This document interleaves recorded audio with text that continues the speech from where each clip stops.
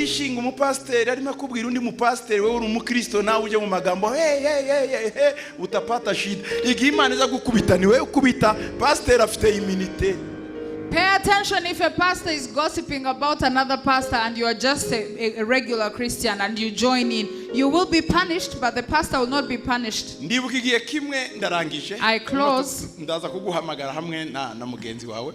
I'll call you after. Twari mu nama umunsi umwe y'abapasiteri abakozi twakoranaga. We were in a meeting with pastors. Umwe ashira ukuboko hejuru. One raised his hand arambwira ati njyewe and said, now timuzongere kumpanga hari imbere. Do not plan for me to stand in front to minister. Kubwiriza ntabyo nshaka. I don't want to preach. Kuyobora ntabyo nshaka. I do not want to moderate. Ye munyishiye muri administration ndeba konte ya church kwimeze. For me, just put me in the administration to observe the bank accounts. Ikindi bafashe kwandika inzandiko. Let me write letters for you. Bitamubwira ati Imana igumugisha. I said, God bless you, do that. Tumushizemo. That's where we put him. Nyuma y'amezi atandatu. After 6 months, araje ansanze muri biro. This pastor came in the office ngo ndashaka kumenya icyo twapfuye and said, I want to know what happened between the two of us. Nick, what happened? sinkiyobora. I do not moderate service anymore. I do not preach anymore. Mbwira niba ari cyaha nakoze. Tell me if I've committed any sin. Ndaturika ndaseka. I laughed. Ndamubwira I said, what? Bati oui. Yes. Ndamubwira mon frère. I said, my brother. Mbwira wakuroze. Who bewitched you? Nguwa mbere ni madam. He said, the first one is my wife. Nguwa mbere ni madam wanje wangu. The first one is my wife.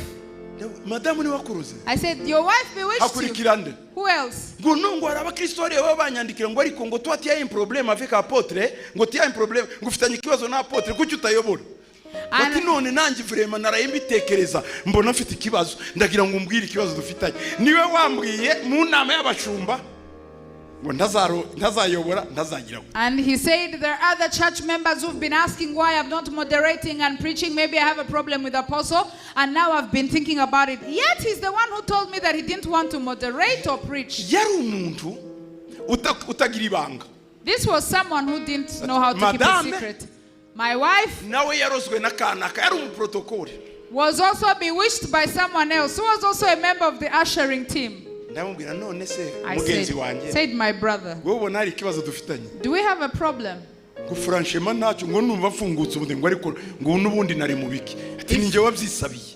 And he said, I have no problem with you. I even feel good in my heart. I asked for it. I said, don't listen to them again. Do you know what happened?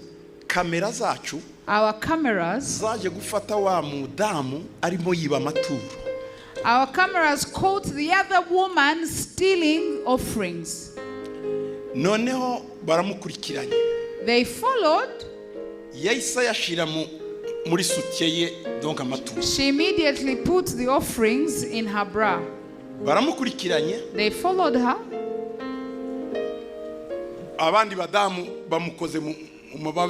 And other women took the money from her bra. They took the money out. They brought the report. I said, no, let her keep collecting the offerings. She kept collecting the offerings. And please don't tell her I know that she's been stealing, because she can leave the church. Let her.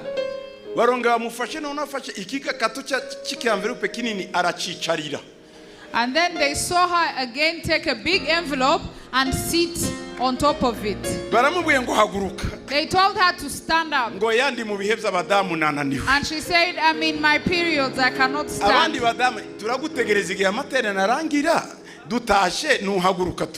And the other women said, we will wait for the service to end and then we will let you stand. And the screens are showing how she took the envelope and sat on it. It's the same woman. Do you see how leprosy hit her? But the pastor and his wife are just okay in the office. Then They eventually asked her to stand and they took the envelope. They said, this time we have to tell Apostle. She said, no, please don't tell Apostle. They said, okay, we'll keep a secret. But of course they told me. I said, let her keep collecting the offerings. No. They said, no. I said, she has to collect the offerings. And she would collect offerings on the side where VIPs would sit. No, they thought she had repented. And we didn't show her that we had cameras observing. She didn't know how they knew it. One day when she was going to collect offerings, afite yambaye igitenge ariko indani hari akandi agahago. So she collected the offerings when she was covering herself with a kitenge, a shawl, but inside she had another pocket. Agiye afata ma envelope. Took all the envelopes. Cyagiye tugiye gusenga. When we were going to pray, ayitanagamo ma envelope yari yabonye manini. She took the big envelopes and hid them. Envelope imwe yari imwo ibihumbi bitatu umuntu yaravuye muri Angola aje uwo munsi aza kuyatanga ariko yifuzaga ko yanyihera mu maboko bituma abwira umupasiteri umwe ngo aje kureba ko hari envelope y'ibihumbi bitatu yashizemo. One of the envelopes had $3,000. It was given by someone who was coming from Angola, and he had wanted to give me the envelope directly. But because he couldn't, he asked one of the pastors to check if in the offerings they saw the envelope with the $3,000. But our sister had stolen that envelope and other small envelopes. And the camera caught all of that. And the camera caught all of that. They went to take the envelopes from her. She never came back to church. She got sick. She lived in Kimirongo. Before we had these roads. They told me she was very sick. I went to visit her. I asked her to repent. She swore that she had never stolen any offerings. She swore and said, I have never stolen offerings. And swore again. I said, I have witnesses. She said, no, there is none. They are lying. When I left the house, after 2 days, she passed away. But the pastor and the wife are still alive to this day. Why am I saying it?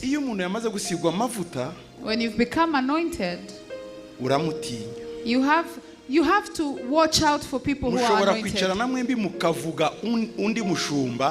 Imana yajya guha nawe ntimukoreho kuko afite amavuta ikagukoraho utarasengewe rero tuze turinda iminwa yacu muranyumva abantu b'Imana. People of God, let's watch out when we are talking about people who have been anointed. You can gossip with the pastor, but when God comes to punish, he will punish you, not the one who is anointed. Imana idufashe. May God help us turinde iminwa yacu that we may watch over what we say. Abantu basengewe nkaba, when people who are ordained like you, they carry divine immunity.